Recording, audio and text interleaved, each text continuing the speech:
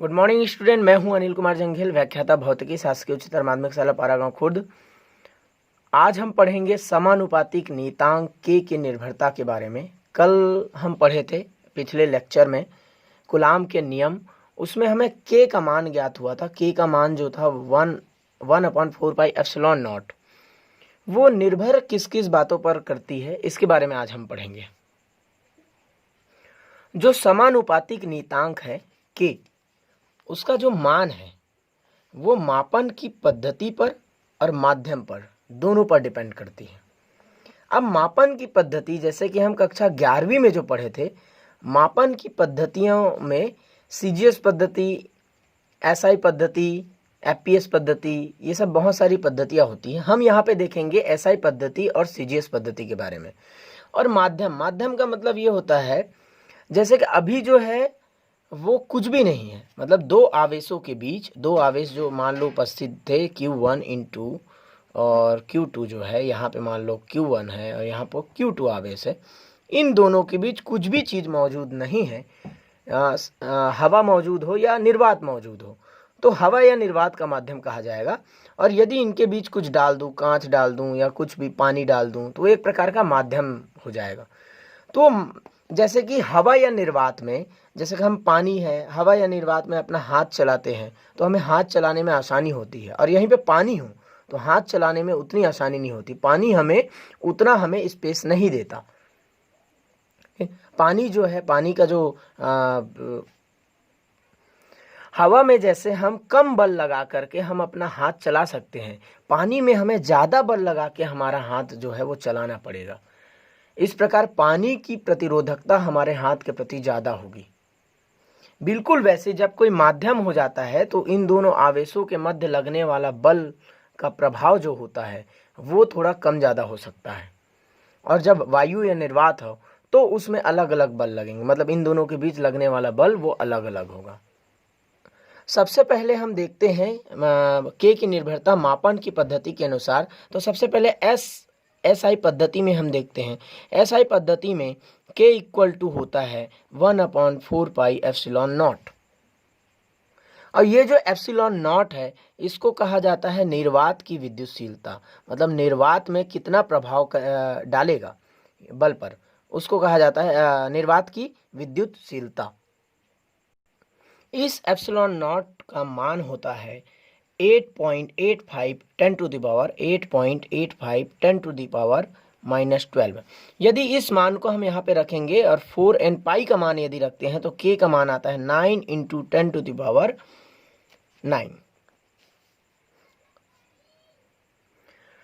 इस प्रकार k का जो मान होता है एसआई पद्धति में 9 × 10⁹ होता है। अब हम देखते हैं k का मात्रक। k का मात्रक देखने के लिए सबसे पहले हमें F = जो हम मान ज्ञात किए थे 4πε या फिर k Q1 × Q2/r² से देखते हैं। k की तरफ Q1 Q2 और r² पूरे को इधर स्थानांतरण करेंगे तो ये r नीचे है तो ये ऊपर चला जाएगा Fr², और ये नीचे आ जाएगा Q1 × Q2 ये हो जाए = k।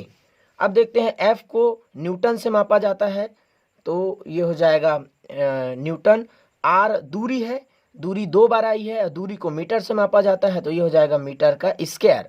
और ये Q1 और Q2 मतलब आवेश 2 बार आया है, ठीक। और आवेश को कूलाम से मापा जाता है तो कूलाम का 2 बार आया है, मतलब कूलाम का स्क्वायर। इस प्रकार ये के का इस प्रकार के का जो मात्रक हमें ज्ञात हुआ है के = न्यूटन मीटर² और इसको ऊपर ले जाएंगे तो कूलाम का इन्वर्स²। इस प्रकार ये जो है के का मात्रक एसआई पद्धति में हमें ज्ञात होता है। इसी प्रकार जो है हमें ε0 का भी मान ज्ञात करना है। ε0 तो ε0 इसके इन्वर्स में होता है, तो इसका ε0 का जो मात्रक हो जाएगा इसका जस्ट उल्टा हो जाएगा। k का मान यदि हम यहाँ पे 1/4πε0 रखते हैं तो ये ε0 नीचे है और k जो है ऊपर था, तो ये जो है ε0 के जस्ट इन्वर्स जो होता है k का मात्रक होता है। तो इस प्रकार ε0 जो है उसका मात्रक हो जाएगा न्यूटन इन्वर्स मीटर का स्क्वायर इनवर्स और ये कूलाम स्क्वायर, ये जो है एप्सिलॉन नॉट का मात्रक हो जाएगा। ये 1-2 नंबर में आता है। अब हम देखते हैं के की जो निर्भरता होती है वो सीजीएस पद्धति के अनुसार क्या होती है। ठीक है, सीजीएस पद्धति के अनुसार हम निकालेंगे तो सबसे पहले हम देखते हैं एसआई पद्धति में जो के का मान होता है 9 × 10⁹ newton metre square coulomb inverse square होता है। अब इसको यदि हम सीजीएस पद्धति में चेंज करेंगे तो हमें कुछ कुछ मानों का मान ज्ञात करना होगा। सबसे पहले 1 न्यूटन इक्वल टू होता है 10⁵ डाइन, और 1 मीटर इक्वल टू होता है 10⁻² या फिर 100 सेंटीमीटर, और 1 कूलाम इक्वल टू होता है 3 × 10⁹ स्टेट कूलाम। इन सभी मानों को यहाँ पे रखेंगे तो हम देखते हैं k इक्वल टू 9 × 10⁹ होगा। 1 न्यूटन यहाँ पे दिया है, 1 न्यूटन का मान कितना होता है 10⁵ डाइन लिख देते हैं, और यहाँ पे मीटर 2 बार दिया है तो 2 बार हम मीटर लिखेंगे तो इसको भी यहाँ पे 2 बार लिखना पड़ेगा, तो ये हो जाएगा 10⁻² सेंटीमीटर, 10⁻² सेंटीमीटर। और यहाँ पे भी कूलाम 2 बार दिया है तो इसको लिखेंगे 1 कूलाम। 1 कूलाम का मान होता है कितना 3 × 10⁹ स्टेट कूलाम और 3 × 10⁹ स्टेट कूलाम। अब हम देखते हैं यहाँ पे 10⁹ जो है यहाँ से कट जाएगा, 3 और 3 9 होता है, ये बटे के रूप में है, ये 3 और 3 9 होता है, इधर ऊपर है तो 3 3 9 और 3 3 9, ये भी कट गया, 1 आ गया। अब यहाँ पे देखिए बच गया 10⁹ जो बटे के नीचे है। यहाँ पे देखते हैं 10⁵, 10⁵2, 10⁵2 सभी को जोड़ेंगे तो ये आ जाएगा 10⁹, ये 5 2 7 2 9, इस प्रकार 10⁹ आएगा तो ये पूरा कट जाएगा, ये आ जाएगा 10⁹। इस प्रकार सीजीएस पद्धति में k इक्वल टू होता है 1, ये हम ज्ञात कर लिए। अब हम पढ़ते हैं k की निर्भरता माध्यम पर। जब k की निर्भरता माध्यम के अनुसार हम देखते हैं तो सबसे पहले ये देखते हैं कि जब Q1 और Q2 दो आवेश रखे हैं किसी दूरी पर r दूरी पर, और यदि दोनों निर्वात में रखे हैं तो इन दोनों के बीच लगने वाला बल जो था निर्वात के कारण जो है जितना बल निकाले थे उसके लिए व्यंजक जो है हम निकाल लिए थे। यदि इनके बीच कोई माध्यम आ जाए तो बल के प्रभावों में अंतर तो आएगा ही। तो बल के प्रभाव में कितना अंतर आएगा निर्वात की अपेक्षा, उसके लिए हम k की निर्भरता के लिए मान निकालते हैं। तो सबसे पहले हम देखते हैं k की निर्भरता माध्यम पर। तो यदि F निर्वात में हो तब उसके लिए तो हमने व्यंजक निकाल लिया था, F मतलब निर्वात की कंडीशन के लिए जो बल है कूलाम बल के लिए व्यंजक k Q1 × Q2/r²। इसका मान होता था k का मान 1/4πε0, ये निर्वात की विद्युतशीलता होती थी। Q1 × Q2/r², ε0 निर्वात की विद्युतशीलता होती थी। इसको मान लेते हैं समीकरण 1। अब हम देखते हैं मीडियम की, माध्यम जब यदि इन दोनों के बीच कोई माध्यम आ जाए तब F मीडियम मतलब माध्यम, F माध्यम इक्वल टू 1/ यहाँ पे हो जाएगा 1/4πε0 की जगह हो जाएगा ε m मतलब मीडियम Q1 × Q2/r², ये हो जाएगा समीकरण 2। अब हम समीकरण 1 और 2 को भाग देते हैं तो ये हो जाएगा F निर्वात बटा F मीडियम इक्वल टू, दोनों को रखते हैं, देखो दोनों में सेम है, सभी जो है कट जाएंगे, बच जाएगा क्या चीज़, सबसे पहले लिख लेते हैं 1/4πε0 Q1 × Q2/r² अपॉन, ये हो जाएगा 1/4πε0m Q1 × Q2/r²।